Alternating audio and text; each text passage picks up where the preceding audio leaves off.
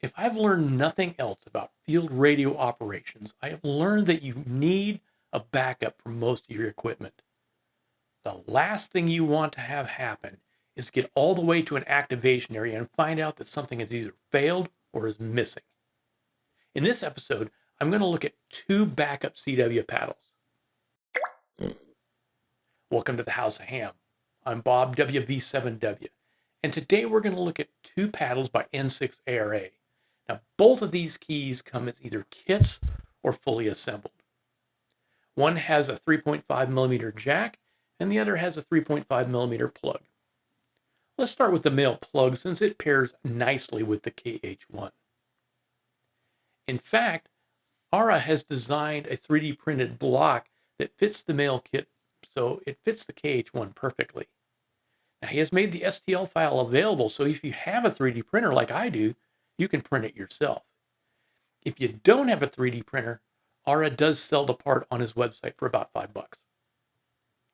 Now, I actually like the second version of the KHPD1 paddle, but what if something goes wrong while I'm on top of a summit and I got a pileup coming in? Oh no! Enter the N6ARA paddle. Oh! It tucks nicely in the smaller of the two outside pockets of the case for the KH1. This means that I can keep it close at hand. The kit is pretty straightforward. The only real tricky part is getting the brass paddle parts on straight while soldering. The 3.5 millimeter plug is pretty easy to install. Once you have the kit soldered together, you just need to glue on the 3D printed pads and slide on the assembly to the print block. So how well does this thing work? Actually, surprisingly well. It has a pretty nice feel. I still think I prefer the Elecraft paddle, but this one works really well too. So good, in fact, that some may prefer it over the KHPD1. Now, it amazes me that something so small and simple can work so well. I think the big win for this paddle is that you can still use the KH1 handheld as intended. Now let's take a quick look at this thing in action.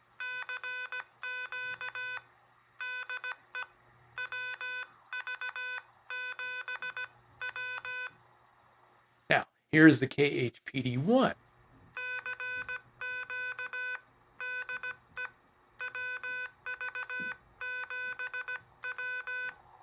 Now, this thing has almost no lateral movement while using it, unlike the KHPD1. Now, the first version of the block that ARA designed did have some movement, but he added these little spring parts on the side, which holds it very firmly to the radio when installed. Now, that is the beauty of 3D printing. It allows for rapid prototyping and quick improvements.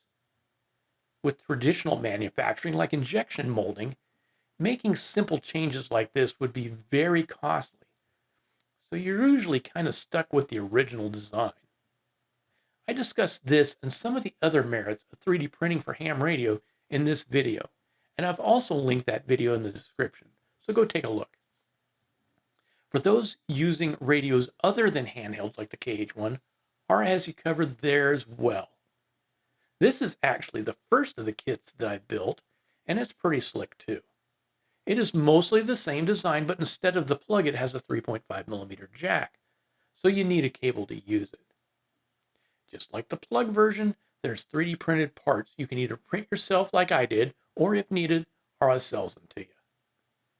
The nice thing about this design is when it's in the stowed position, it protects the paddles. And when you switch it around, you have a nice sized hand grip.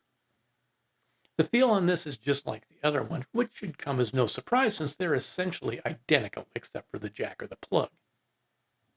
This thing takes almost no room in my KX2 bag, so keeping it there as a backup is kind of a no-brainer. Now, both of these keys are designed as backup keys, but unless you're doing huge amounts of contacts, they could be used as a primary key for your portable station. So how much do these things cost? The kits are about $18 each.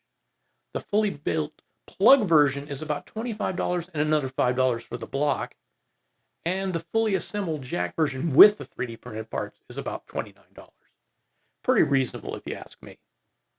Bottom line, both of these are very nice and quite a bargain. Thanks for watching.